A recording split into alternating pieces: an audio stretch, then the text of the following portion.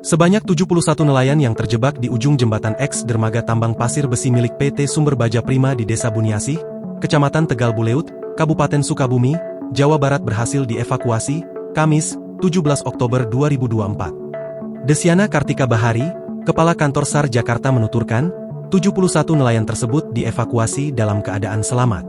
Diketahui, puluhan nelayan tersebut terjebak di ujung jembatan yang terputus karena dihantam gelombang tinggi.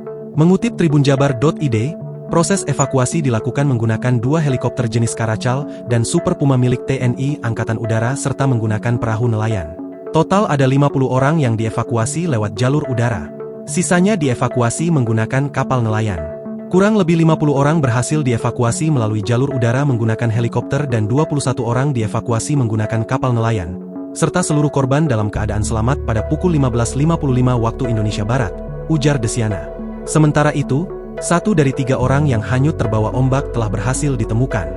1 orang hilang tersebut ditemukan dalam kondisi meninggal dunia, 14 km dari titik awal.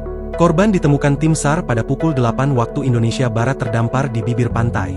1 dari 3 korban yang terseret arus ditemukan oleh tim SAR gabungan dalam kondisi meninggal dunia. Korban atas nama Rahmat alias Ehek, 51, ditemukan pada radius 14 km dalam kondisi terdampar di bibir pantai, kemudian langsung dievakuasi menuju rumah duka, ucap Desiana. Kini, pihak tim SAR tengah melakukan pencarian terhadap 2 orang korban yang masih hilang. Sehingga pada petang ini menyisakan 2 korban yang masih dalam pencarian adalah Dede Yusuf, 28, dan Rohmat, 36, kata Desiana.